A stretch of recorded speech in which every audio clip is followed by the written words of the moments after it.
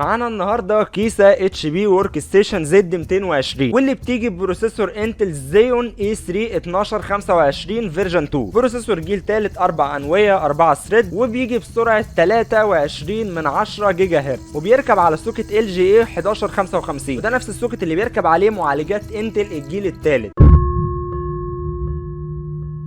كلام كتير بيتقال مني ومن صناع المحتوى وحتى من التجار عن البروسيسورات. بنتكلم في اجيال، بنتكلم في السرعات وكسر سرعه، بنتكلم في عدد انويه ومسارات، بس في حاجه مهمه قوي لسه ما جبناش سيرتها في فيديو لحد دلوقتي، وهي قواعد البروسيسورات او سوكت البروسيسورات. في فيديو عندي توضيحي لاختلاف السوكت بين بروسيسورات انتل وبروسيسورات اي ام دي، بس في الفيديو ده الموضوع عميق حبتين. هعرفك اختلاف سوكت البروسيسورات اللي من نفس الشركه سواء انتل او اي ام دي، واختلاف سوكت بروسيسور من جيل للتاني. بس قبل اي حاجه ما تنساش اللايك والاشتراك وفولو لي على الانستجرام وفولو لي على تيك توك، عشان هتلاقي فيه فيديوهات كتير فوق ال 50 فيديو بتشرح فيهم حاجات هتهمك. خلينا ناخد الموضوع من زمان قوي ونبدا بانتل ونرجع بالزمن ل 2004. هو طبعا في ادم من 2004، بس انا شايف ان مش هيبقى مهم قوي انك تعرف سوكت بروسيسور من سنه 1998 مثلا. المهم في 2004 كانت بروسيسورات انتل المنتشره وقتها هي انتل بنتيوم 4، بنتيوم دي، سيلرون، كورتيديو، كورتيكواد. ودول انتل كانوا بيعتمدوا في تصنيعهم على سوكت ال جي اي 775. خليني اقول لك ان ال جي اي ده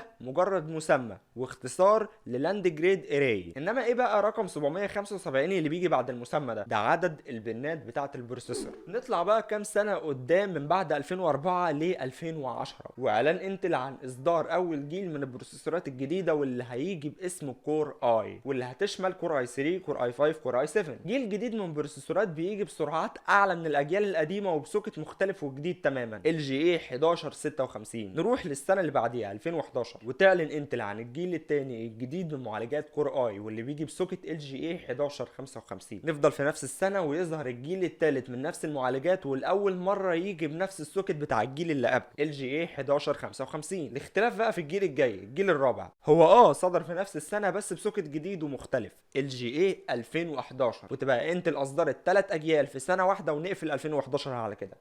نروح ل 2013 وانتل تصدر جيلين، مش الجيل الخامس والسادس، لا، اصدرت الجيل الرابع والخامس. الله، مش الجيل الرابع ده انتل اصدرته في 2011؟ فعلا، بس اصدرته تاني بمعماريه تصنيع جديده وهي هازويل. معماريه التصنيع اللي اعتمدت عليها في الجيل الرابع بتاع 2011 هي الليفي بريدج. في فيديو جاي لشرح معماريات تصنيع البروسيسورات، بس ما تنساش اللايك والاشتراك عشان تبقى اول واحد تشوفه. المهم ان الجيل الرابع بتاع 2013 جيب سوكت جديد مع الجيل الخامس وهو ال جي اي 1150. لو كنت مستغرب ان انتل اصدرت 3 اجيال في سنه واحده واصدرت نفس الجيل مرتين، ف 2015 وما بعدها هم اغرب سنين مرت على انتل. في 2015 انتل اصدرت، وعد معايا كده، الجيل السادس والسابع والثامن والتاسع، وكلهم جم بنفس السوكت الجديد ال جي اي 1151. بس خد بالك من حاجه، معالجات الجيل السادس والسابع ما تشتغلش على بورد بتدعم الجيل الثامن والتاسع رغم ان هم نفس السوكت، او ممكن ينفع بتعديل بايوس البورده، بس ما انصحكش تعمل كده الا لو مضطر. مثلا اشتريت مصدر بورده غلط ومعرفتش ترجعها وخلاص جبت البروسيسور، هنا هقول لك الجا لتعديل البايوس.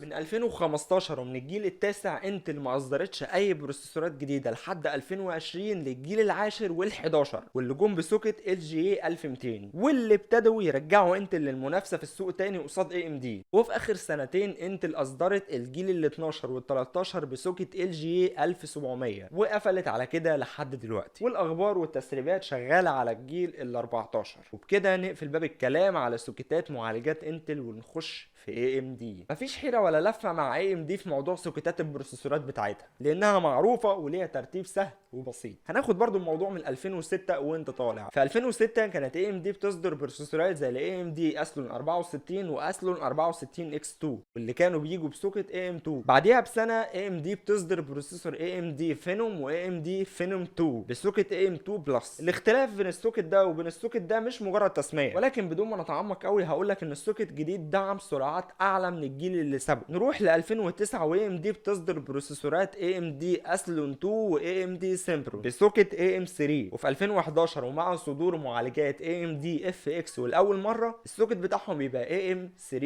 بلس. ومن 2011 ل 2016 ما كانش فيه جديد يذكر من AMD في سوق المعالجات، عشان كده انتل كانت بتصدر اكتر من جيل في سنه واحده بقلب جامد. لكن الريمونتادا اللي حصلت من AMD في 2017 مع اصدارها لمعالجات رايزن خلت انتل تعيد حساباتها. معالجات رايزن اللي جت بسوكت جديد AMD فضلت تستخدمه لحد 2022 وهو ال AM4، واستخدمته ابتداء من الجيل الاول لرايزن لحد الجيل السادس، وبعد كده غيرته بسوكت AM5 السنه اللي فاتت مع الجيل السابع. مش زي انتل اللي كل جيل تقريبا كانت بتصنعه بسوكت مختلف يخليك تغير المذر بورد لو عايز تعمل ابجريد للجيل الجديد. وبكده اتمنى تكون فهمت لعبكه سوكتات البروسيسورات من الشركتين. بالمناسبه اي شركه بتصدر مذر بورد جديده بتكتب على الموقع بتاعها ايه الاجيال المدعومه عليها، يعني ما تعتمدش على رقم السوكت في اختيارك لبروسيسور التجميعه، لانك ممكن تجيب جيل بنفس سوكت البورده وما يشتغلش بسبب انها مش بتدعمه. ما تنسانيش متابعه لايك للفيديو واشتراك في القناه وفولو ليا على انستجرام وفولو ليا على تيك توك، هتلاقي عليه فوق ال 50 فيديو هيفيدوك. فولو للكمبيوتر عندي.